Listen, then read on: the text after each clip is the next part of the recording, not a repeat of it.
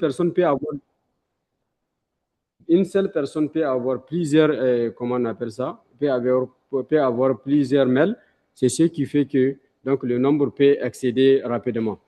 Donc, les arnaques WhatsApp, par exemple, gagner un iPhone, ce genre de message, c'est juste dans l'objectif de vous voler les données. Ou bien la bourse, on vous envoie, non, bourse du master, je ne sais pas, bourse de doctorat qui est là, prise en charge complète, tout. C'est juste pour vous inciter donc à donner vos informations confidentielles. Il y a même d'autres arnaqueurs qui utilisent même une méthode jusqu'à demander des diplômes. Vos diplômes, vous envoyez vos diplômes et vous allez créer d'autres problèmes aussi parce qu'avec vos diplômes là, vous ne savez même pas qu'est-ce qu'ils peuvent faire avec. Je parle des pirates. Donc, par WhatsApp, c'est comme ça. Les codes là, il faut le protéger, les codes à 6 chiffres, comme ce que j'avais dit au moment de faire l'introduction. Les faux supports Google, vous allez voir, je vais vous faire une pratique où je vais me comporter comme si c'est Google. Et je vais vous envoyer un mail. Tous les participants qui seront intéressés, en fait, peuvent essayer de tester, mais de ne pas mettre, en fait, les informations réelles. Ou bien, entre-temps, s'il y a quelqu'un qui peut nous créer un compte Gmail qui n'a aucun danger, on va essayer de voler, en fait, ces comptes-là et vous allez voir que ça va être affiché sur l'écran, sur notre écran, pour vous montrer l'utilité de mettre activation donc à double facteur, donc l'authentification à double facteur. Là où ça va demander le mot de passe d'abord et un code sera envoyé sur soit une application OTP, soit sur notre numéro de téléphone ou bien sur une autre adresse mail que nous avons. Voilà, ça aussi c'est juste quelques chiffres. En fait, les mots de passe, plus de 81% des piratages sont liés à un mot de passe faible ou bien volé. Les mots de passe faibles, ce sont des mots de passe 1, 2, 3, 4, 5. Maintenant, les vols de mots de passe, le plus souvent, c'est à travers des liens, des groupes qu'on intègre sans les savoir, des campagnes, comment on appelle ça, des votes, tout ça là pour pouvoir récolter ces mots de passe-là. Donc, les mots de passe protègent l'accès à tous vos comptes. D'abord, c'est la première des choses. Maintenant, voici un exemple de mot de passe qu'il ne faut jamais définir sur un système que vous utilisez ou bien sur un téléphone. 1, 2, 3, 4, 5, 6, ou bien password, ou bien admin, ou bien votre date de naissance, le nom de votre enfant, le nom de votre chien, le nom de votre village, le nom de votre pays. Tout ça, il faut l'éviter. Donc, vol d'identité, accès à vos emails, à votre compte bancaire, à votre... Si c'est dans un pays là où même les papiers administratifs, c'est-à-dire les casiers judiciaires, tout ça là sont numérisés. Actuellement, avec le nouveau projet aussi des cartes biométriques, donc ici, il peut y avoir ce genre de danger. Donc, il faut protéger vraiment vos informations comme ils sont accessibles. Une fois les systèmes compromis, il faut donc mettre des garde-fous. Voici les pires des réflexes, donc utiliser des passe-partout. Ça, c'est un péché dans ce qui est l'utilisation du numérique. Quand vous faites ça, vous êtes en train de faire un crime. Voilà, tout simplement. Parce qu'une seule personne qui arrive à avoir un seul mot de passe de votre compte, il aura accès à tous vos comptes.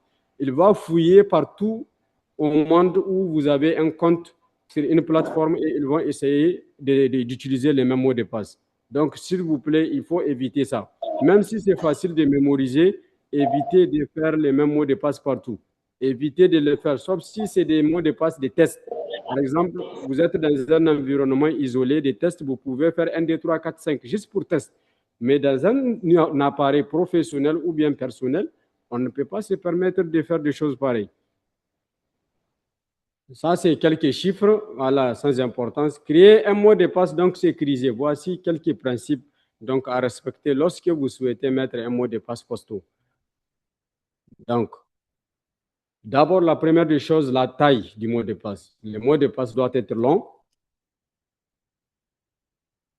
Donc, il doit être long minimum, comment on appelle ça? Au moins 12 caractères. Si le mot de passe a rempli ces critères-là, premier critère, c'est la taille. Maintenant, dans la taille, on a la complexité. Mélanger des majuscules, minuscules, des chiffres et des symboles dans les mêmes 12 caractères-là. C'est-à-dire les 12 caractères ne devraient pas être 1, 2, 3, 4, 5, 6, 7, 8, 9, 12. Ce n'est pas comme ça. Voilà, vous devrez mélanger des chiffres des majuscules et des caractères spéciaux, comme les symboles arrobase, dièse, espace. Tout ça sont des caractères spéciaux. Il faut s'assurer que le mot de passe, même s'il est compliqué, qu'il soit utilisé une seule fois, sur un seul compte. Même si le mot de passe est sur 12 caractères, même si le mot de passe est costaud, il faut l'utiliser une seule fois. Et maintenant, si vous souhaitez garder le mot de passe costaud et que c'est difficile pour vous, il faut utiliser donc des solutions comme Bitwarden. Bitwarden, c'est un service en fait qui te permet de mémoriser ton mot de passe pour ne pas toujours aller le chercher sur un bout de papier. Ou bien Google Password Manager pour mémoriser vos mots de passe. Comme c'est des mots de passe complexes, il faudrait un gestionnaire en fait qui va vous faciliter cette gestion. Sinon, vous risquerez de compliquer votre tête. Maintenant, si vous ne voulez pas utiliser des gestionnaires ou bien c'est difficile pour vous de les utiliser, je vous conseille de mettre des mots de passe sous forme de phrases. Voilà. Trouver une phrase, en fait, une phrase complète, c'est un mot de passe costaud. Voilà. Trouvez une phrase qui est difficile à deviner et vous faites la phrase comme mot de passe avec les espaces et tout. C'est fini. Vous avez un mot de passe costaud. Voilà. Je peux donner juste un exemple. Voilà. Le matin, il faut manger, par exemple, je ne sais pas, du n'importe quoi, du riz au gras. C'est une phrase. Le matin, il faut manger du riz au gras. C'est une phrase et c'est un passe costaud et ça va vous permettre de le mémoriser facilement. Mais c'est juste un exemple que j'ai pris. Donc, trouvez une phrase qui n'a rien à voir avec votre secteur et voilà. Et vous mélangez donc les choses comme ça. Une personne ne peut jamais deviner votre mot de passe. Voilà. Ça, c'est une astuce en fait que vous pouvez adapter si vous ne voulez pas utiliser des gestionnaires de mots de passe. Maintenant, le deuxième aspect, après avoir choisi les mots de passe costauds, tout, maintenant, il y a une deuxième chose à faire. La deuxième chose, c'est d'activer la double facteur authentification. C'est ça qui est DFA. DFA, c'est deux facteurs authentification. Qu'est-ce que je veux dire par deux facteurs authentification? Donc, c'est un mécanisme qui vient renforcer les mots de passe. Ça vient en fait réduire l'impact du vol des mots de passe. Même si on vole votre mot de passe, il y a une deuxième barrière à franchir avant de compromettre votre compte. Vous saisissez votre mot de passe, les services demandent un code à 6 chiffres. C'est ça, deux facteurs authentification. On vous demande des choses que vous devrez connaître. La première chose, c'est votre mot de passe. La deuxième chose, c'est le code là qui est envoyé. Vous devrez être à mesure de l'avoir. C'est-à-dire que si vous n'avez pas ces codes-là, le compte ne vous appartient pas. Maintenant, voici une solution aussi pour gérer ça. Google Authenticator ou bien Microsoft Authenticator. Vous pouvez le télécharger sur Play Store, c'est gratuit et vous le configurez. Maintenant, vous mettez votre compte, si c'est Gmail, si c'est votre compte Facebook, vous le mettez là-bas. Comme ça, lorsque vous voulez changer d'appareil, en mettant le mot de passe, il va vous demander de mettre le code. Vous validez la connexion et comme ça, votre compte est vraiment sécurisé avec ces deux mesures-là. Sécurité sur Android. Mettez à jour vos téléphones et téléchargez uniquement des applications depuis Play Store. Si vous voulez installer une application qui n'est pas sur Play Store, il faut avoir confiance donc au propriétaire de cette application. Sinon, téléchargez toujours sur Play Store. Parce qu'une application qui n'est pas téléchargée sur Play Store, en fait, elle n'est pas sous la responsabilité de son développeur. C'est-à-dire quoi? C'est-à-dire que quelqu'un d'autre peut télécharger cette application et emballer un code malveillant. Maintenant, toi, tu pensais que l'application est normale parce que ça fonctionne. Oui, ça fonctionne, mais derrière, elle fait d'autres choses qui c'est pourquoi tu l'as téléchargée. Maintenant, les permissions. On passe donc, une lampe torche n'a pas besoin d'accéder à vos contacts. Par exemple, vous voulez installer une application qui travaille avec lampe torche et elle vous demande d'activer caméra, micro, tout ça, machin. Il ne faut même pas l'installer. Voilà.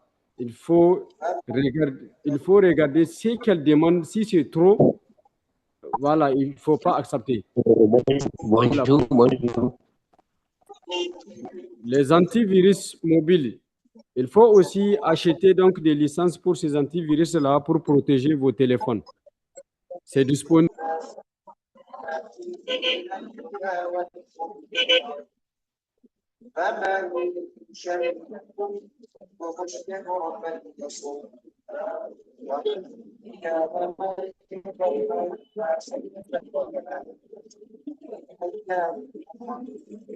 Allô?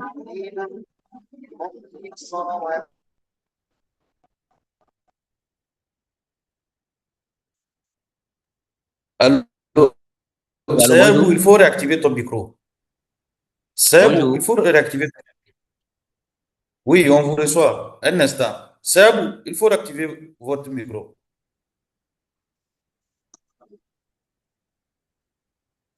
Bon, en fait, moi, j'ai une question. Je voulais poser une question. Bonjour, monsieur Abdelaziz. La question, vous pouvez la noter comme ça à la fin. On va faire une séance pour poser les questions. Je pense que Ok. ça serait plus adapté. Oui, oui. Ok, Merci Voilà. ok. beaucoup. Bien sûr. Mhm. C'est bon maintenant? Oui, c'est bon. Tous ceux qui ont des questions, il faut les noter. Comme ça, après, on va ouvrir une séance pour prendre les questions. Voilà, Merci donc beaucoup. j'avais dit tantôt, tout ce qu'on vient d'expliquer, en fait, côté Android aussi, c'est la même chose pour les ordinateurs. Il faut activer l'antivirus qui est déjà intégré à Microsoft Windows. Donc, il ne faut pas négliger cet antivirus-là, comme c'est gratuit. Il faut mettre à jour vos systèmes d'exploitation. Méfiez-vous aussi des systèmes craqués. En fait, à 80% ou 90%, les logiciels craqués contiennent donc des codes malveillants. Donc, ils peuvent contenir vraiment des codes qui peuvent voler vos informations sans le savoir. Personne ne peut mettre à votre disposition un logiciel qui coûte des millions gratuitement. Ça, il faut le mettre dans vos têtes.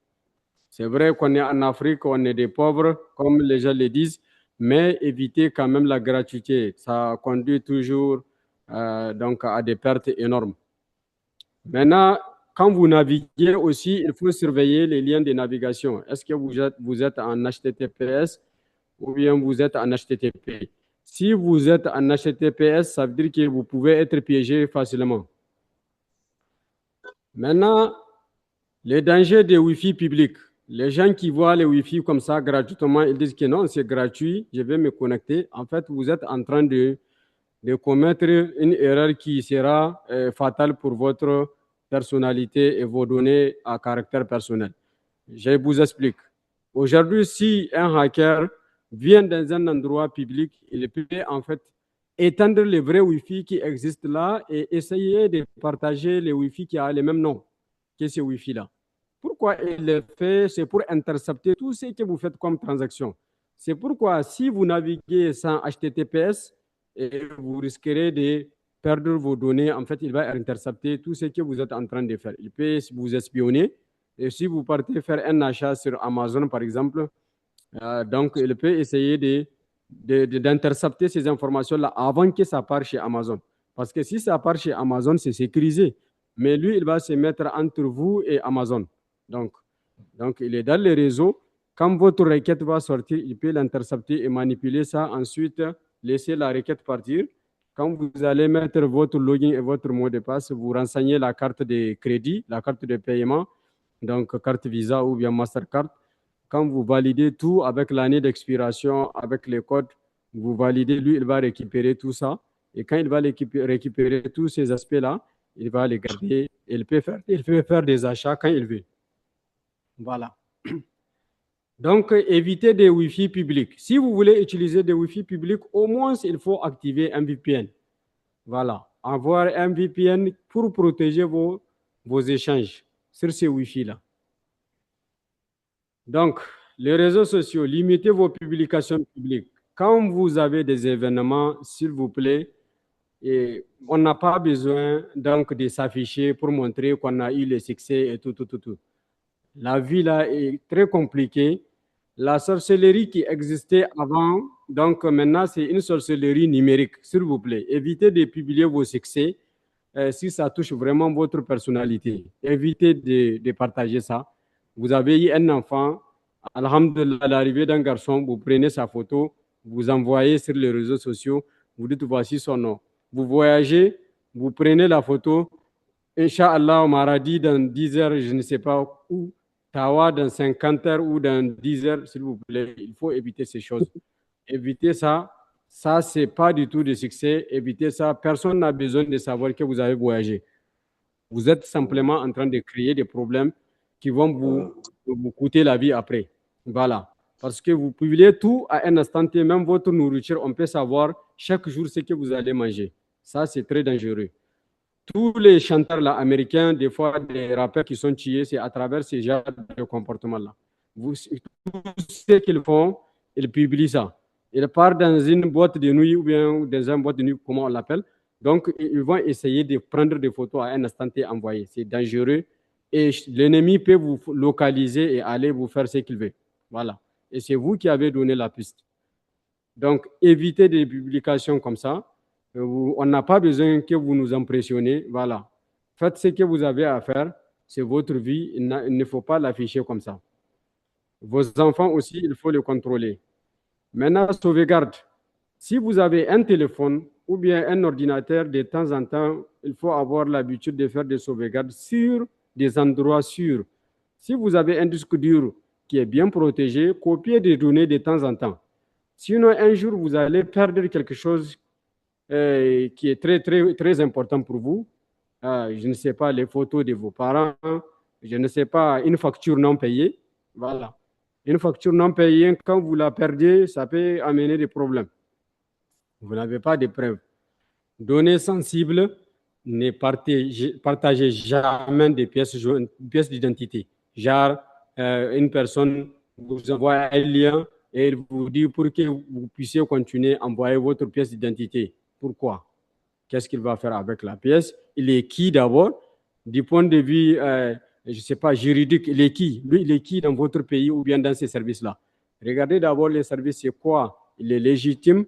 Même s'il est légitime, partez physiquement, donnez la copie à main, donc exigez, donc, comment on appelle ça, une décharge. Celui qui a votre pièce d'identité et qui n'a pas précisé qu'est-ce qu'il va faire, vous devrez avoir une preuve qu'il a une copie de votre pièce d'identité. Voilà, c'est pas juste venir comme ça, dès qu'on vous pose une simple question, vous envoyez vos diplômes, vous envoyez je ne sais pas, quelqu'un vous piège en disant qu'il y a une promotion, et comme il a détecté votre centre d'intérêt, il vous dit qu'il y a une promotion d'emploi, et il vous envoie et vous allez mettre vos informations confidentielles sans savoir chez qui ça part, c'est dangereux aussi. Il faut les éviter. Voici les bons réflexes à adopter. Donc ça, il faut les mémoriser, en fait, ce n'est pas à oublier. La première des choses, vérifiez avant de cliquer quand vous avez un lien. Lisez l'expéditeur, survolez les liens, doutez les urgences. Deuxième mesure, ne jamais partager ce code. Aucune banque, aucun service ne vous demandera votre code par téléphone ou par message. Ça, c'est sûr. NITA ne peut jamais vous appeler pour vous dire envoyez-moi le code, s'il vous plaît. Voilà. Un bandit peut avoir un numéro similaire et il essaie de se faire passer en tant que NITA pour avoir le code là et retirer de l'argent dans votre application. Il faut éviter. Mettez ça en tête. Aucune sérieuse ne peut vous demander de lui envoyer votre mot de passe ou bien votre code. C'est quelque chose de confidentiel. Personne n'a le droit de le connaître. Si il y a un problème, sur votre application MyNITA, NITA va vous demander de passer à l'agence. Voilà, la plus proche ou bien de passer au siège. Activez la 2FA partout, donc partout, les emails, les applications bancaires, les réseaux sociaux, c'est les gestes qui changent tout. Activez ça, vous allez voir, vous serez vous-même à l'aise. Sauvegarde régulière, en fait, il faut faire des sauvegardes comme ce que j'avais dit, soit sur un disque dur, soit sur Google Drive. Au moins, vous avez une copie de vos données quelque part et dans un endroit sûr. Au cas où votre machine est victime d'une attaque ransomware ou bien votre entreprise est victime d'une attaque ransomware, qu'il y ait un point de restauration. Donc, il vous faut au moins une copie de vos données, même si les données, les principaux données ont été chiffrées. Voilà. Maintenant, voici en fait, comment on appelle ça, un petit test que vous devrez répondre maintenant dans les messages. Normalement, il y a une section chat dans Zoom. Si vous pouvez, chacun envoie en fait sa réponse. Qu'est-ce qu'ils pensent de ces mails-là? Écrivez, c'est mieux que dire ça oralement. Comme ça, je vais regarder.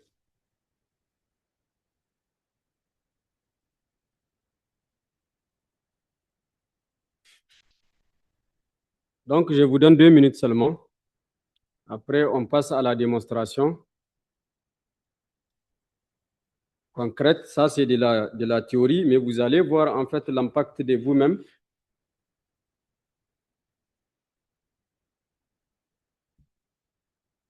D'accord. Donc, voici ces 5 mesures. Déjà, on les a vues en fait dans les slides passés. Maintenant, je vais arrêter les partages. J'arrête les partages d'écran sur ça. Donc,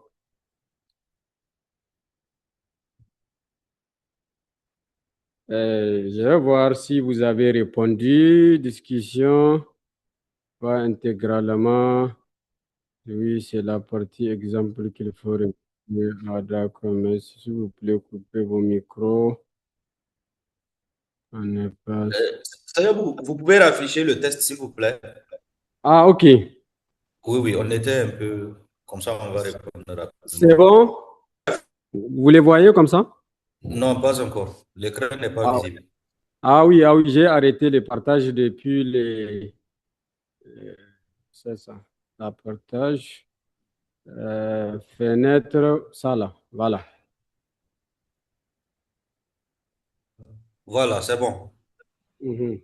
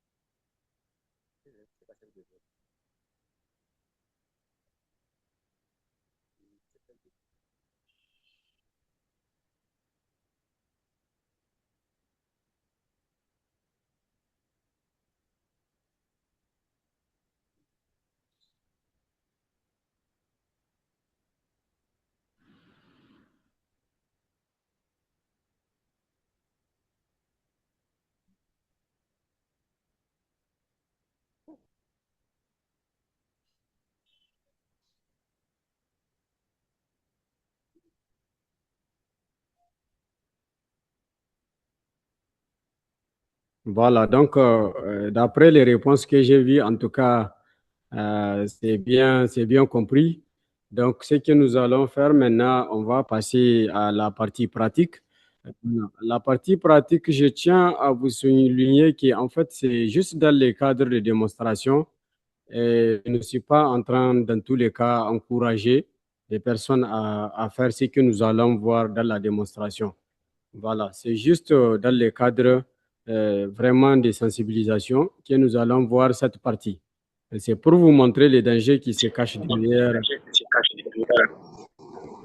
voilà, cette pratique.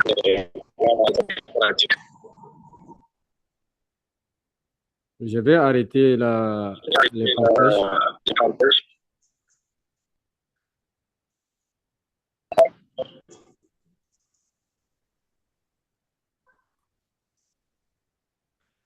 Voilà. Monsieur Liu. Ah, ok. C'est bon. Donc, on va passer actuellement.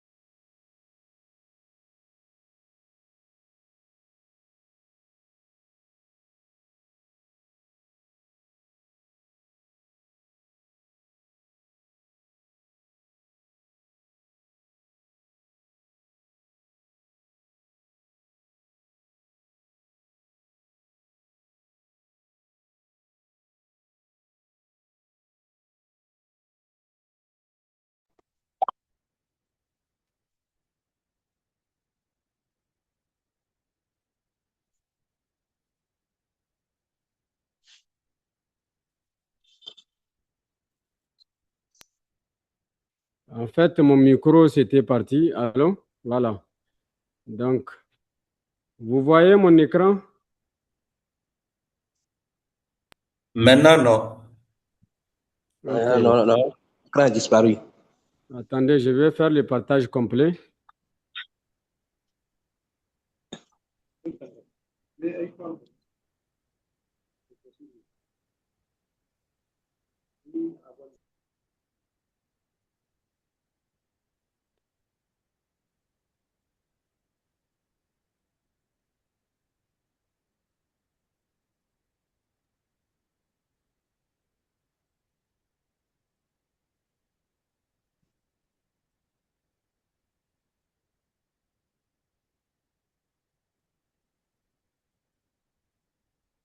Voilà. Jusqu'à présent, hein, tout de suite, je vais partager. En fait, je sais pas. Maintenant, c'est Oui, bon. maintenant c'est bon, mais voilà, c'est bon maintenant. C'est bon, voilà. Parfait. Alors, donc, je retourne en arrière malgré que vous avez déjà vu ça, mais je vais redémarrer l'outil. Donc, l'outil, en fait, il va nous permettre juste de simuler, de faire une simulation donc, de ce que les hackers peuvent faire pour donc, voler vos identifiants.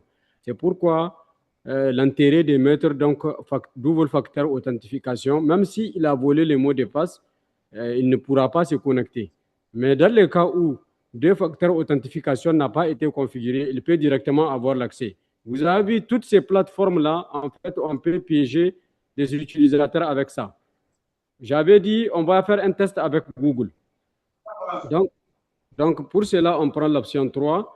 Et supposons que, voilà, on va piéger quelqu'un donc avec la page de login.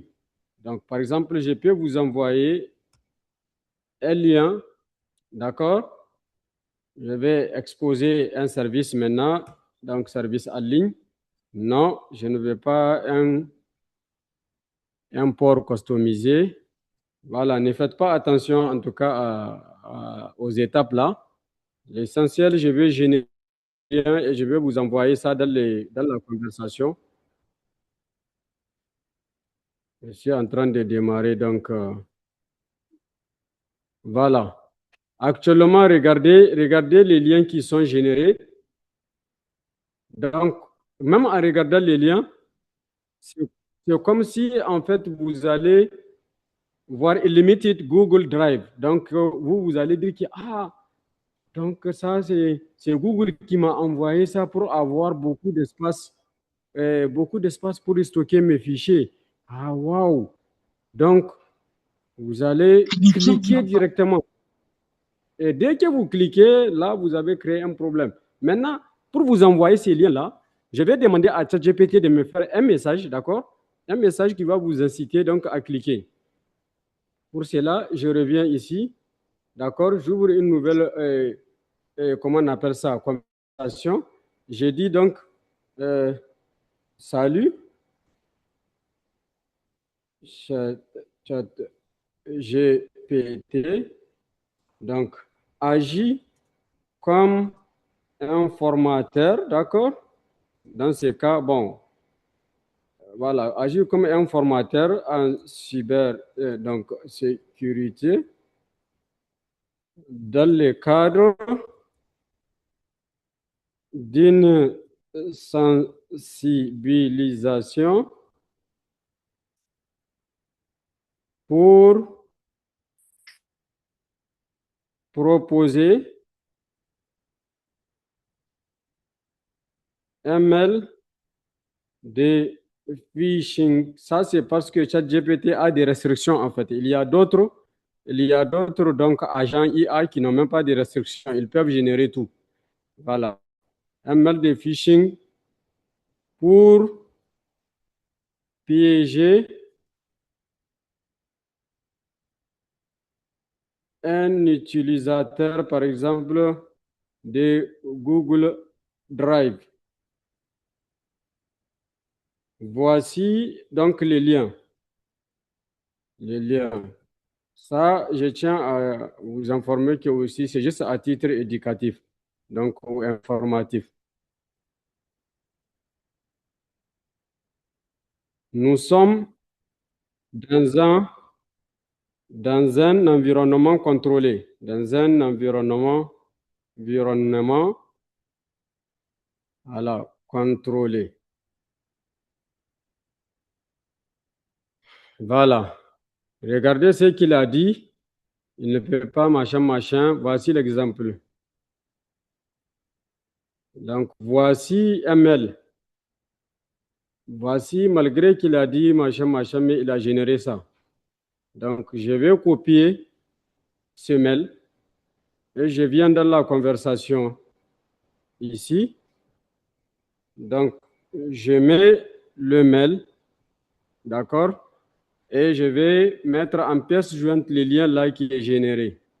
Donc, je vais retourner ici pour prendre mon lien et je vous mets ça dans le chat. Ceux qui veulent tester, dans tous les cas, ce n'est pas quelque chose de dangereux, c'est dans un environnement donc de test. Voici le lien.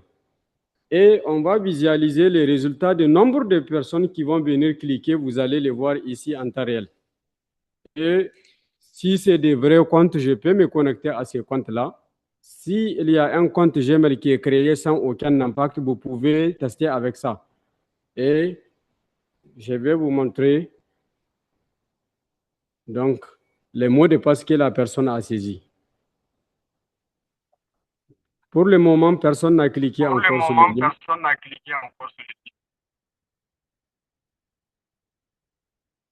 Ok, moi je vais cliquer un instant.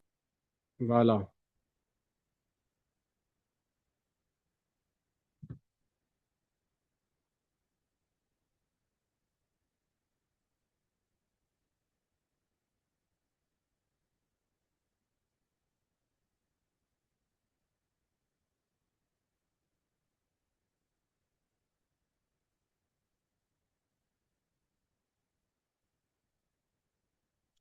Voilà. Donc, nous avons déjà des personnes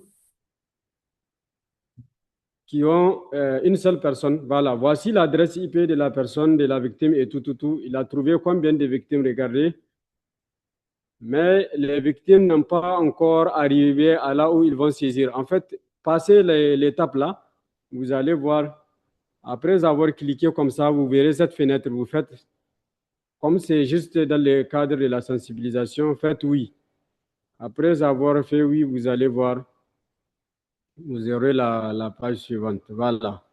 Visitez, comme ça, et vous faites visiter, mais les attaquants ne font pas comme ça. Voilà, et ils attaquent directement. Nous, c'est juste dans le cadre des tests. Si vous voyez cette page-là, il faut faire visiter. Continuez seulement. Vous allez voir, à la fin, il y aura une page qui va demander le login et le mot de passe. Voilà, il y a d'autres qui ont déjà passé. Par exemple, lui, il a choisi Youssoufa Amadou Garba, arrobase, tout ça là. Vous avez vu, le mail est là. Et le mot de passe est là. Si c'était une adresse mail qui existe, qui fonctionne, en fait, les hackers, il va se connecter avec. C'est comme ça. Youssoufa, est-ce que le compte existe? Oui, oui, ça existe.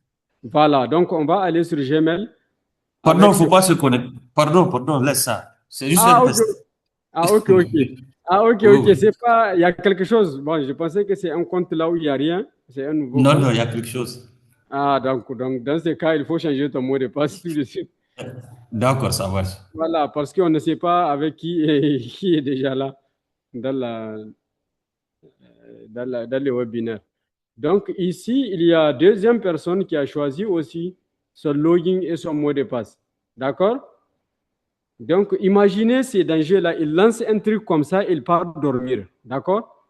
Il y a des fichiers textes qui sont créés qui contiennent le nom d'utilisateur et le mot de passe. Et c'est ça qu'ils vont ramasser pour aller vendre sur les darknet. Donc, les darknet, c'est une partie vraiment un peu cachée de l'Internet. Là où se trouvent donc des business qui ne sont pas du tout autorisés et tout. Et ils vont les retrouver, ils vont vendre des logiciels là-bas, des licences moins chères, tout, parce que c'est illégal. Donc, c'est juste pour vous montrer, en tout cas, c'est ce que les gens peuvent faire juste à travers notre manque de vigilance. Par exemple, maintenant, je vais quitter pour prendre un deuxième scénario. Ça, c'est un scénario dans le cas où c'est Gmail. Maintenant, on peut prendre Facebook. Voilà. Le plus courant. Facebook, des fois, on peut, ou bien TikTok. Voilà, si on veut vous piéger. Ou bien Mediafire.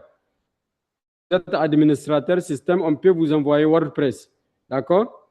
Pour vous demander, donc, WordPress demande le changement du mot de passe ou des choses comme ça.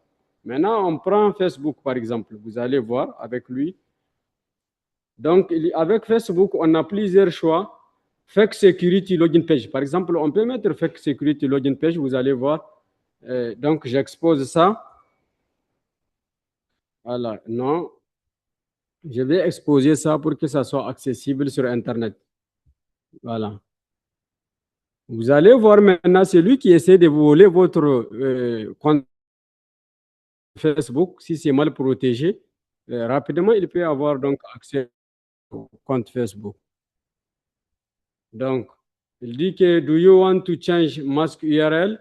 Je peux dire, voilà, je ne sais pas qu'est-ce que je voulais dire, mais bon, pas besoin vraiment. Il peut nous générer un lien comme ça. Donc, on a 3 URL.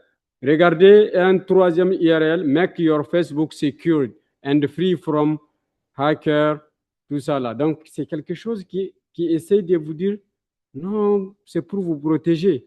Là, vous cliquez seulement sur le lien et vous verrez la page qui ressemble à la page de Google, et la page de Facebook du moins. Regardez ça par exemple. Ce que j'ai partagé dans le chat avec vous. Testez aussi ces deuxièmes liens-là, vous allez voir. Dans le cas où il essaie de piéger les utilisateurs donc de Facebook. C'est comme si on vous propose une sécurité, comme si c'est l'équipe Facebook qui est en train de vous envoyer un message pour sécuriser votre compte.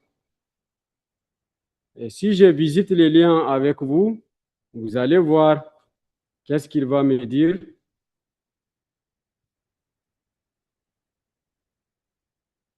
Ma connexion est un peu est un peu lente, donc je visite.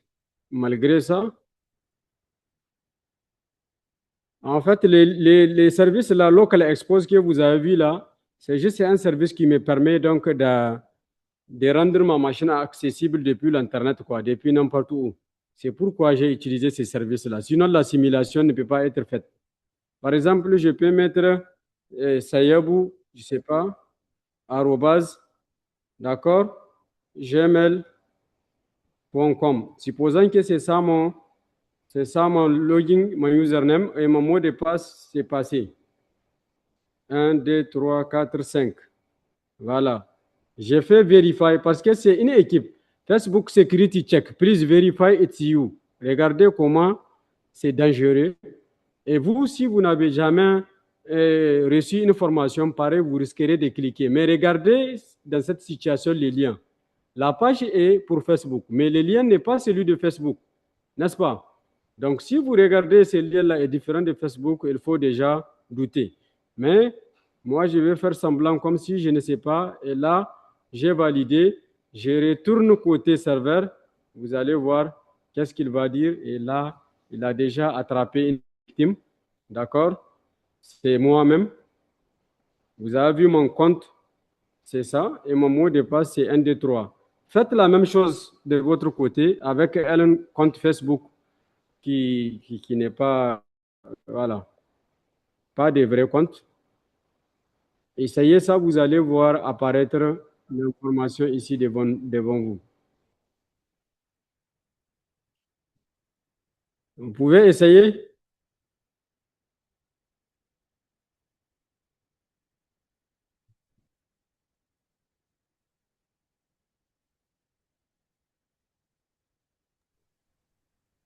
S'il vous plaît, on a besoin de quelqu'un pour essayer. Voilà, allez-y. Bonjour, monsieur le rédacteur. Donc, merci pour votre brillante exposé. Donc, je vais poser une question concernant en fait les serveurs privés. Parce que là, apparemment, vous êtes en train de faire la démonstration sur les serveurs publics. Est-ce que c'est quelque chose qui est possible d'être fait sur les serveurs privés? Quand je dis serveur privé, quand je prends par exemple un serveur d'une institution de la place qui est, du point NE, est-ce que c'est possible de faire ce genre de manipulation par les hackers? Merci. Ok, je pense que avant que Seyebou réponde à la question, Seyebou, il faut noter la question parce qu'il y a déjà ceux qui voudraient poser des questions, on leur a demandé de patienter jusqu'à la fin du call. Donc, essayez de noter la question. Comme ça, quand on va finir la partie pratique, nous allons ouvrir la séance aux questions. Merci beaucoup, monsieur, pour la question. Maintenant, je ne sais pas si quelqu'un a pu cliquer sur le lien Facebook pour qu'on puisse avancer. Ou bien les gens ont peur. Ne mettez pas vos identifiants, vos vrais comptes Facebook, mettez juste des... Voilà. Allez-y sur Facebook comme si vous voulez vous connecter sur facebook.com. Et quand il va vous demander login et mot de passe, cliquez sur le lien seulement, tout simplement. Il va vous afficher une fausse page et vous mettez des fausses informations. Parce que vous êtes en train de faire une simulation. Voilà, il y a d'autres qui essayent. Voilà, il y a d'autres qui essayent aussi. Mais ils n'ont pas rempli encore les logins et les mots de passe. Mais leur adresse IP a été déjà récupérée. Voilà, il y a un qui a fait test arobase. C'est tout ce qu'on a demandé en tout cas. C'est juste pour vous montrer en fait à quel point les outils comme ça peuvent compromettre la sécurité de vos comptes. C'est toujours dans le cas de sensibilisation pour voir exactement les dangers de ce que nous sommes en train de parler depuis le début du webinaire. Voilà. Donc, il y a tellement de choses qu'ils peuvent piéger les usagers.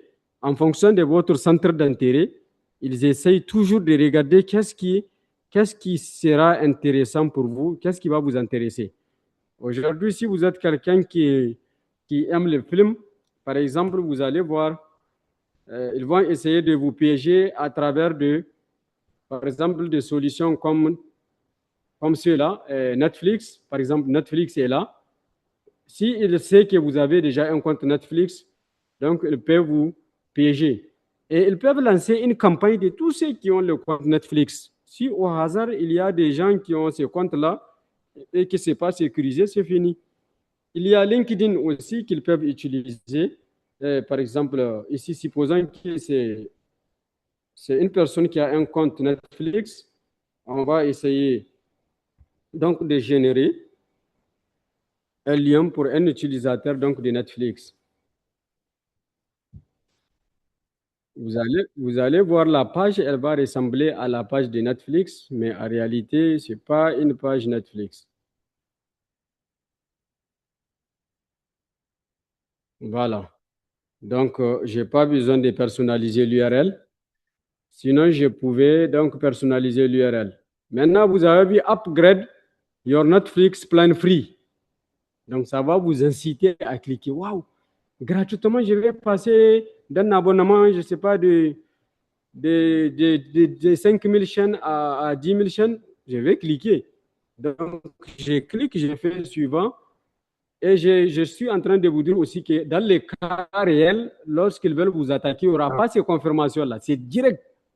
Ils vont piéger directement la page. Et là, vous voyez, c'est comme si c'est Netflix. Supposons que moi, je suis venu avec mon mail, toujours sayabou, je ne sais pas, gmail.com, en pensant que, en fait, je vais gagner donc beaucoup de chaînes, comme ça, gratuitement. Donc, je fais le mot de passe, passer 1, 2, 3, 4, 5 espaces, et je valide. Maintenant, quand je vais valider, vous allez voir derrière, côté serveur, ce qui va se passer. Regardez tout simplement mon compte. Mon compte est venu déjà. Et c'est comme ça qu'ils font, qu'ils récoltent beaucoup de comptes, en fait, des usagers et ils revendent ces comptes-là.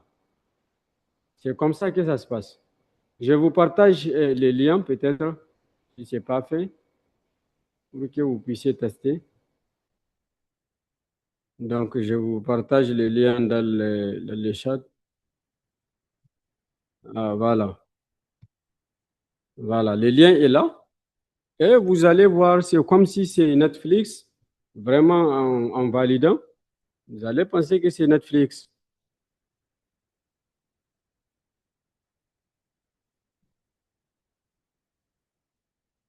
Et ceux qui vont cliquer, vous allez voir leur adresse IP vont apparaître.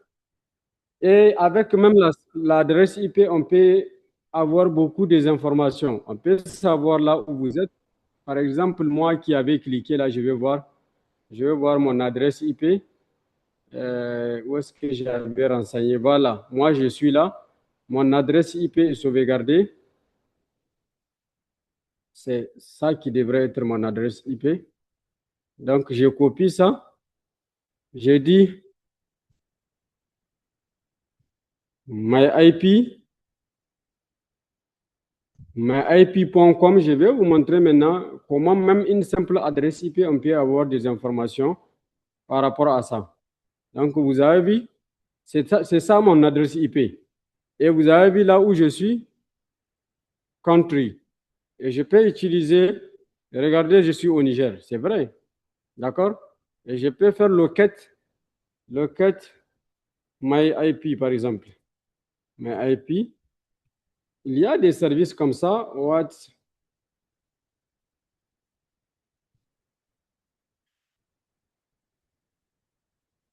Donc, je colle l'adresse IP ici et je fais IP lookup. Vous allez voir, il y a toutes ces informations-là. Donc, je suis sur Starlink, et c'est vrai. Et je suis à Niamey. D'accord? Si je prends l'adresse IP de quelqu'un parmi vous, vous allez voir. Par exemple, cette adresse, c'est pour moi, tout est pour moi. J'attends à ce que quelqu'un d'autre puisse. Une personne qui va cliquer sur le lien, s'il vous plaît, c'est juste pour récupérer l'adresse IP là, pour vous montrer. Un instant, je vais cliquer. Comme Voilà. ça. Voilà. N'ayez pas peur, hein, nous ne sommes pas là pour vous pirater, nous sommes là pour vous sensibiliser seulement. Et tout ce que nous allons faire ici, c'est dans un environnement contrôlé. Voici une victime, je vais copier son adresse IP, d'accord? Et je copie ça, j'amène ça sur l'outil locator, d'accord? Je colle ici. Donc, je colle la nouvelle adresse IP et je clique sur IP lookup. Et vous allez voir cette personne, y compris l'opérateur qu'elle utilise. Donc, on va voir les détails. Donc, monsieur est au Bénin. Vous êtes au Bénin, région de Koufo, City, Aplahu, voilà. Donc, voici même l'ISP qui vous a donné l'Internet, Société béninoise d'infrastructure numérique. Savez-vous, ça, c'est moi. Voilà. Donc, vous avez vu à quel point, en fait, les adresses IP aussi sont confidentielles. D'accord? Les adresses IP publiques sont confidentielles. Il faut faire très attention. Il faut faire très attention à ne pas rentrer partout. Maintenant, il y a une deuxième plateforme que je vais vous montrer. Ça, c'est juste pour vous défendre, d'accord? Il y a une plateforme qui s'appelle Have I Been Pwned? Have I Been Pwned? D'accord? Pwned. En fait, cette adresse, cette plateforme vous permet de savoir si votre compte Gmail a été piraté ou pas. D'accord? Ça vous permet de savoir est-ce que sur votre adresse mail là, ça a été déjà rendu public en fait dans les data breach, donc dans le fuite de données. Donc, si vous avez une adresse Abou Sayabou, par exemple 92, ça c'est mon adresse, comment on appelle ça, email. Vous pouvez mettre les vôtres, donc il n'y a aucun danger, d'accord? Gmail.com. Si vous avez une adresse comme ça, vous faites check. Ça, en fait, vous allez voir si votre compte Gmail a été piraté ou pas. Vous pouvez utiliser votre compte toujours en pensant que c'est sécurisé, mais le compte a été déjà rendu public en fait. Il y a d'autres personnes qui sont en train d'utiliser ça. Donc, c'est pourquoi vous devrez garder cette plateforme-là. D'accord? Ça, il faut les garder. Je vous mets ça dans la conversation, je pense. Je vous mets ça ici. Pour ceux qui n'ont jamais entendu parler donc de la plateforme, c'est ça. Il faut garder ça dans votre téléphone ou bien dans votre ordinateur. C'est très important. Donc, je pense que, voilà, on peut s'arrêter là, comme il y a pas mal de choses. Donc, on peut juste s'arrêter là et on laisse place aux questions. Donc,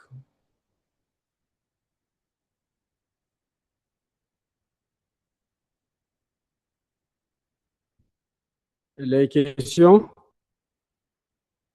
Ok, merci beaucoup, Monsieur Seyabou, pour cette présentation.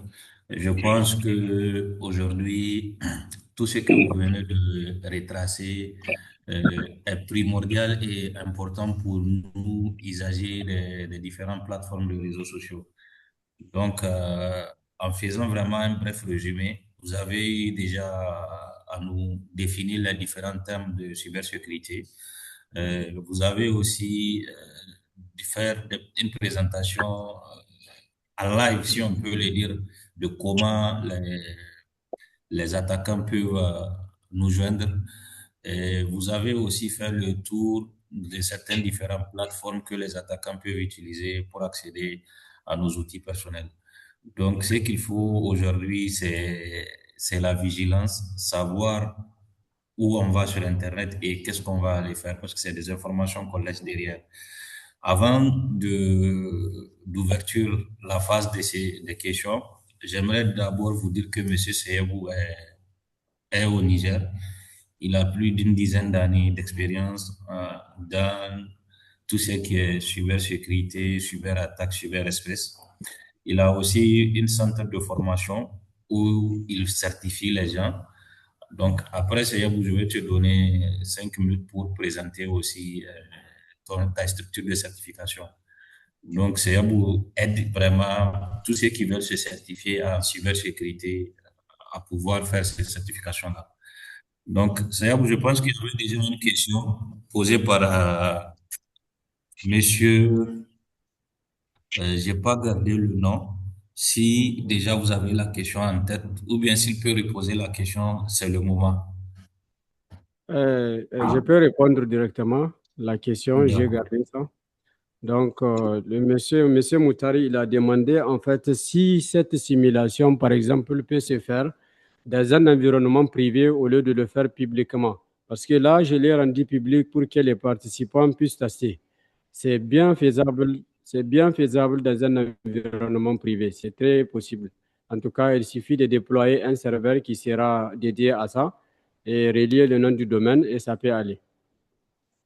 Je ne sais pas si c'est lui qui a posé Non, la non, la question, c'est de savoir si on peut attaquer un serveur public de cette manière. Ah, d'accord. Ok, ok. Oui, c'est possible. On peut piéger en fait dans un réseau privé si la personne a accès à ces réseaux. Mais sinon, il n'y aura aucun moyen si ce n'est pas à travers l'Internet que la personne est parvenue. Donc, l'accès au réseau à travers l'Internet, c'est-à-dire il accède au réseau avec les moyens propres des hackers. Voilà. Je vous fais un exemple, par exemple. Supposons qu'il arrive à se connecter au Wi-Fi de votre entreprise. D'accord? Après avoir connecté au Wi-Fi de votre entreprise, déjà, vous êtes dans les mêmes réseaux. Même si le Wi-Fi n'a pas l'Internet, l'essentiel, c'est la couverture. Donc, la couverture là, lui permet en fait de communiquer avec vos réseaux. Donc, il peut envoyer ça et dès que quelqu'un clique, ça va se faire. Euh, Bonjour à tous, ben, Sayabou, bonjour à tous ceux qui ont participé. Merci pour cette session qui est une session très institutive, qu'il soit dans le cadre de sensibilisation ou même de, de découverte. Sayabou, je peux juste une petite contribution. Mhm. Une petite contribution pour la question de M. Moutari. Je pense que je vous ai suivi du début à la fin. J'ai très bien compris la question. La question, en fait, est-ce que un attaquant peut accéder à un serveur en local de l'extérieur? Oui. La réponse que vous avez donnée, oui. Et à travers le réseau, oui. Ma modeste contribution, c'est possible, même pas en passant via le réseau. S'il existe des adresses IP publiques exposées ou via toujours le même sujet que vous venez d'exposer, le phishing, on peut passer par un utilisateur classique qui peut utiliser un lien frauduleux sur lequel on peut utiliser d'escalade de privilèges. L'escalade de privilèges, on peut utiliser sous différentes formes, escalade de privilèges verticale ou horizontale pour pouvoir remonter jusqu'à une ressource locale qui n'a jamais été exposée. C'est ça ma modeste contribution. Donc, je vous laisse sur cette partie. D'accord, merci beaucoup. Merci en tout cas pour la contribution. J'espère que M. Moutari, vous avez euh, suivi donc les deux explications, si vous avez compris.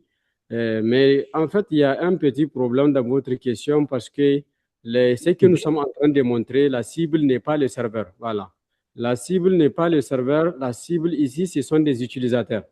Parce que OK. c'est des pièges qui concernent les utilisateurs. Voilà. OK. Donc, Ouais. maintenant, comment se prémunir? Comment faire face à cela? Et donc, dans l'exposé, vous avez parlé de la double authentification. Oui. Est-ce que la double authentification, dans ce genre de cas, peut permettre de se prémunir de cela?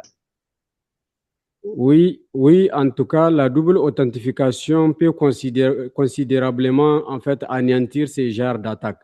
Pourquoi? même si l'attaquant a fait son piège jusqu'à arriver à avoir les mots de passe, il ne pourra rien faire. Parce que même s'il met le login et le mot de passe, il y a un code qui sera envoyé et qui sera demandé. Lui, il ne sera pas capable d'avoir ce code-là parce que vous êtes le seul détenteur du numéro de téléphone qui va recevoir ce code ou bien l'application Google Authenticator est installée chez vous. Donc, il ne peut pas en fait avoir le code là que vous avez chez vous. C'est ça la barrière. Et ça vous permet de vous protéger. Ok. Vous pouvez Ok. savoir quelqu'un a essayé de se connecter à votre compte directement et vous pouvez changer les mots de passe directement.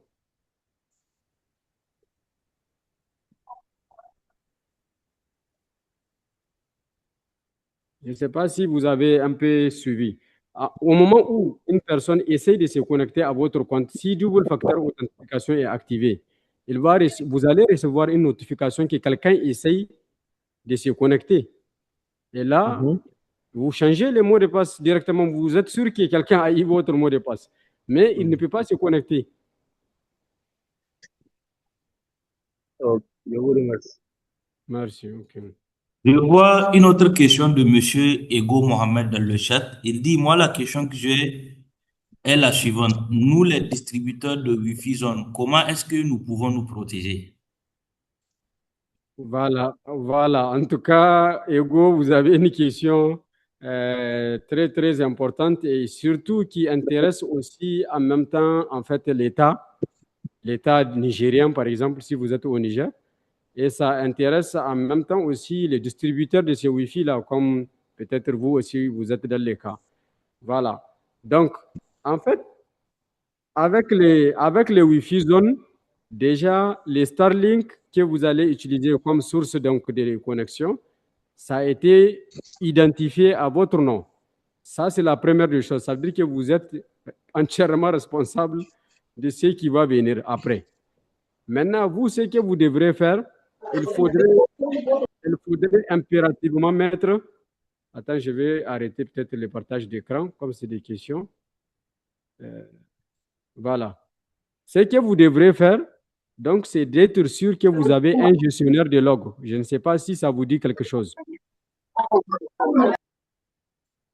Après avoir eu votre microtique, d'accord, qui surveille un peu la bande passante, il faut avoir un outil qui enregistre en fait les actions des utilisateurs. D'accord? Pourquoi cela est important? Parce qu'en cas de problème, en fait, vous pouvez vous en sortir comme ça.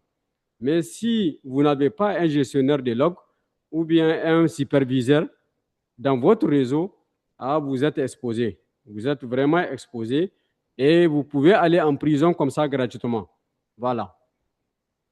Donc, la première sécurité, c'est de superviser toutes les connexions que vous partagez. Il ne faut pas juste donner les tickets et la personne, voilà, la personne se connecte comme ça, et il finit son travail et rentre. Tu ne sais même pas que c'est à un criminel que tu as vendu les tickets. Donc, il vient ici, il se connecte, il fait des actions et après, tu vas te retrouver en prison. Franchement, il faut surveiller la connexion, c'est tout. Si tu ne peux pas identifier tous ceux qui viennent se connecter, il faut au moins mettre un garde-fou, donc un gestionnaire de log. Il y a un outil gratuit comme ça qu'on appelle Syslog. Tu peux aller voir, tu peux l'installer pour gérer un peu ton réseau. Si tu as une vieille machine, tu installes Linux dessus et tu supervises ton réseau. Parce que sinon, c'est risqué. Voilà. Je ne sais pas si tu es satisfait donc de la réponse. Ok, je vois Monsieur Carlos Oluwafemi Chavi qui a la main levée. Donc, vous avez la parole. Ok, bonjour, Chakis, et grand merci à l'équipe organisatrice. Et je remercie aussi en particulier les amis, les frères, les sœurs Monsieur qui Carlos, sont. on vous reçoit faiblement. Ok, je disais plutôt bonjour à tout le monde. Je remercie l'équipe organisatrice et je remercie aussi les participants. Moi, j'ai une question et une clarification que j'aimerais bien mieux comprendre. J'aimerais savoir, est-ce que entre le compte et l'adresse IP, lequel est le plus ciblé? Puisque je vois que vous parlez de l'adresse IP, vous parlez du compte. Est-ce que c'est l'adresse IP qui devrait être normalement attaqué pour qu'on soit exposé en danger ou bien c'est le compte qu'il faut mieux sécuriser. Puisque je crois que par l'adresse IP, on peut avoir accès au compte ou bien comment, je ne sais pas. Donc, vous devez bien m'expliquer cette partie-là. Est-ce que c'est le compte ou bien l'adresse IP? D'accord, Puisque c'est merci. l'adresse IP. Vous dites? Merci, Monsieur Carlos. C'est bien compris votre question. En fait, après Ok. avoir montré les dangers côté compte, j'ai montré aussi une partie de l'adresse IP. Parce que, en fait, pourquoi l'adresse IP est à sécuriser aussi? Si vous regardez WhatsApp, les appels WhatsApp, là, on peut savoir votre adresse IP si vous n'avez pas désactivé cela. Donc, faites des recherches, par exemple, comment désactiver cette, comment quelqu'un peut voir votre adresse IP. Parce qu'avec l'adresse IP, on peut savoir là où vous êtes. Maintenant, ce qui est à sécuriser, c'est exactement votre compte. Parce que l'adresse IP, vous ne pouvez pas la sécuriser, mais vous pouvez activer déjà une fonctionnalité qui existe pour sécuriser ça. Mais le compte, c'est ça qui est à sécuriser. Je ne sais pas si vous avez encore... Ok, là, c'est compris. Je viens Voilà. de comprendre clairement maintenant. Donc, c'est l'adresse IP ne peut pas être sécurisée, mais plutôt le compte qui est à sécuriser. Donc, Voilà. on peut rendre l'adresse IP visible en l'activant ou bien en ne l'exposant pas. Si je comprends Voilà. bien. Voilà. Ok, Sur Facebook, sur WhatsApp, c'est possible de les désactiver. ok. Et sur LinkedIn, par exemple? Ah, c'est LinkedIn. Là, ils n'ont pas cet accès-là. Ok, Oui, oui, ok, d'accord. mais WhatsApp a ça. D'accord. C'est Mhm. compris. Merci beaucoup. Oui, d'accord. Merci. Y a-t-il d'autres questions au niveau de l'assistance? Oui, Youssouf Aminata, vous avez la parole. Ah, elle a déjà posé la question dans le chat. Elle demande, Si les elle- cookies, si Aminata, se vous êtes constituent- connecté? Ok, ça y est, je pense que je vais poser la question. J'ai une question. Les cookies des sites constituent-ils une menace? oui, bien sûr. Les cookies, en fait, si vous avez des cookies qui sont enregistrés au niveau du navigateur, là, en fait, ça peut être volé, notamment les vols de session, d'accord? Parce que les cookies contiennent des informations d'authentification des fois. Donc, vraiment, ça aussi, c'est à protéger. Ils peuvent être une menace. Exactement. D'accord. Je ne sais pas s'il y a d'autres questions ou observations au niveau de la science. Comment les protéger?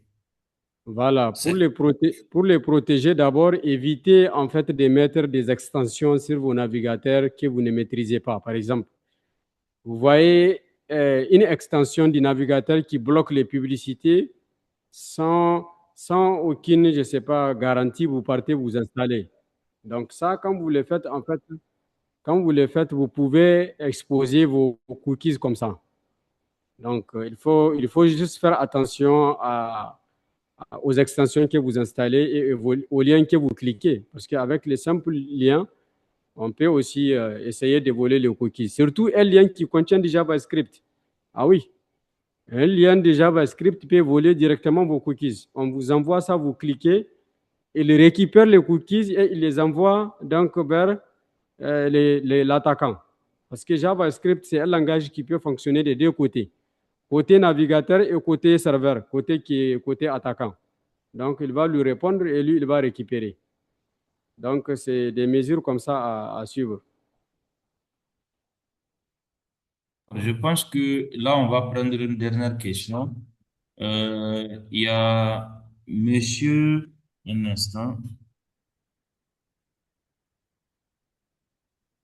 hein. Comme c'est par message, j'ai vu la question.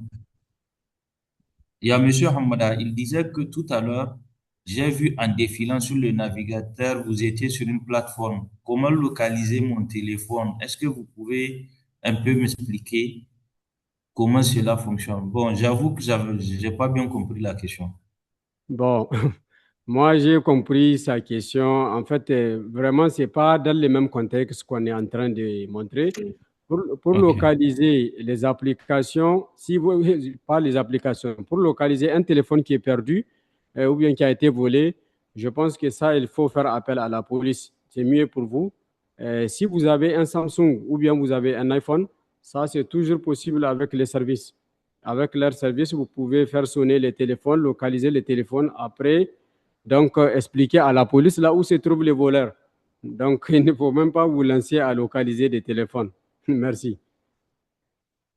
D'accord. Il y a une contribution de M. Abdelaziz qui demande, pourriez-vous aussi parler de nouvelles techniques d'usurpation d'identité utilisant l'IA, appel vidéo et voix? Je pense que ça, M. Abdelaziz, ça serait l'objet de notre séance à venir prochainement avec M. Seyebou, toujours dans le cadre de ISOP Niger. Donc, nous allons noter et nous allons effectivement proposer une autre séance pour discuter de ce schéma-là. Maintenant, je vois M. Carlos qui demande s'il y a-t-il une autre application pour la sécurité de nos téléphones autre que l'authentification. Oui, Monsieur Carlos, pour vous dire, il y en a une multitude, hein. On ne peut même pas compter le nombre d'applications donc, qui sont utilisées dans ce sens-là. Mais cela dit que, en tout cas, moi, je me focalise sur les deux, celui de Microsoft et l'autre qui est de Google. Voilà. Sinon, il y en a plein. Il y en a plein. On ne peut même pas savoir ça à un instant T. Même si aujourd'hui, je vous donne les nombres, après 1 heure de temps ou 2 heures de temps, le nombre peut changer. Vraiment, il y en a beaucoup. Mais utilisez quand même les deux là. Moi, je pense que ça peut vous suffire. Celui de Google et celui de Microsoft. Ok, je pense que maintenant, Monsieur Sayabou, nous allons vous donner peut-être 2 à 3 minutes pour nous parler de votre structure de certification. Je pense il y a beaucoup à qui ça peut les intéresser dans ce canon-là. D'accord. D'accord. Merci beaucoup. En tout cas, c'est un plaisir. Voilà, de partager toujours. Justement, en fait, j'ai un cabinet de formation qu'on appelle Niger Certify. Donc, tout ce qui est certification IT et même d'autres certifications ISO qui ne sont même pas IT, en fait, sont disponibles là-bas. C'est vrai que ce n'est pas moi maintenant qui gère les cabinets comme je suis quelque part. Donc, mais c'est toujours là, les cabinets, et les activités continuent aussi. Donc, les certifications, actuellement, il y a Linux LE qui est lancé. Donc, Linux LE, c'est Linux Essential qui est lancé actuellement.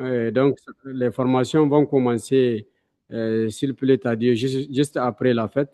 Donc, juste après la fête, il y aura la première session qui va démarrer. Linux LE, pour ceux qui ne savaient pas, c'est Linux Essential. Donc, LE, c'est Linux Essential. C'est une certification d'entrée de gamme. Donc, si vous voulez faire une carrière en administration système, vraiment, c'est une certification qui peut beaucoup valoriser ce que vous faites. Et ça va vous permettre au moins d'avoir une certification qui n'a pas de délai d'expiration. C'est à vie. Voilà. Après, vous pouvez projeter sur d'autres certifications Linux plus spécialisées, comme LPIC 1, LPIC 2 et 3, ou bien Linux Database Administrator, ou bien DevOps, ou bien DevOpsSec. En tout cas, il y a pas mal de certifications Linux qui sont disponibles dans notre cabinet. Et si on essaye de voir côté audit de sécurité aussi, des normes, par exemple, de certification comme ISO 27001, comme ISO 27701 aussi, qui est dans le cadre de protection des données à caractère personnel. On a aussi donc des certifications de gestion des risques 27005. Toutes ces certifications sont disponibles en e-learning. C'est-à-dire, si vous payez en fait votre formation, vous avez jusqu'à 12 mois, vous aurez accès à votre compte pendant 12 mois et vous pouvez passer l'examen après 6 mois ou bien après 3 mois ou bien après 10 mois, c'est à vous de choisir. Et à la fin, vous pouvez donc préparer comment on appelle ça, préparer votre examen et passer l'examen. Et si par malchance vous êtes échoué pour la première tentative, vous avez deuxième tentative qui est offerte. Donc, vous pouvez laisser après 2 mois ou bien 1 mois pour retenter encore. Inch'Allah, avec peu de courage, vous pouvez avoir votre certif. Il y a aussi des certifications comme TIA. Il y a des formations, par exemple, celui qui veut apprendre comment administrer des sites web, comment héberger des applications mobiles, des applications web. Donc, bref, pour ne pas vous retenir, toutes ces formations IT sont disponibles dans les cabinets, que ce soit pour avoir les compétences ou bien pour se certifier. C'est tout ce que j'ai à dire et merci beaucoup en tout cas pour tous ceux qui ont des besoins. Donc, vous pouvez prendre mon contact, je pense, le contact comment on appelle ça, du centre, pour essayer d'échanger un peu en profondeur.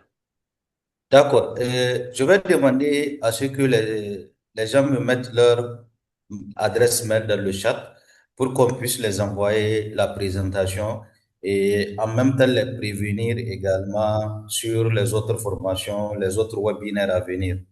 Maintenant, pour les certifications de M. Siabou, oui, il y a en ligne, il y a en présentiel. Ça dépend de vous. Donc, mettez-moi vos adresses mail dans le chat.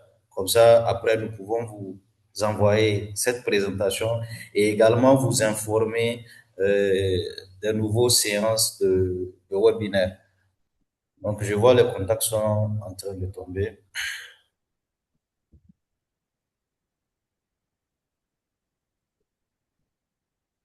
Et en bonus, il y a une chaîne YouTube aussi que vous pouvez aller visiter. Peut-être vous verrez des choses à apprendre là-bas.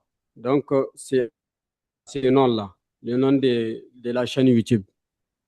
Il faut mettre ça dans le chat. Ah, ok, c'est déjà mis. Oui, j'ai mis ça. Ok.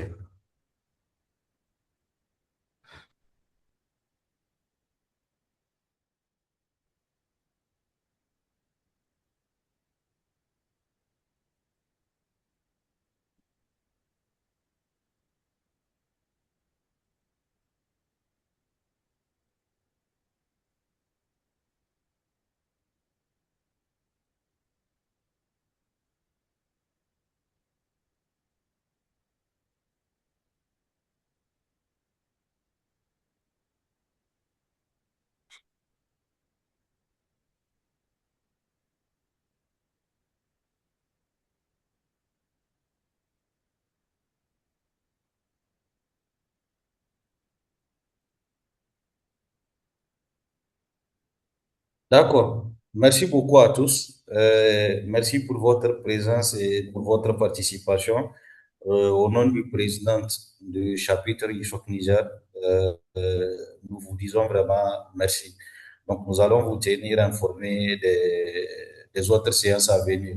Pour ceux qui ne sont pas aussi membres d'Internet Society, je pense que c'est l'occasion.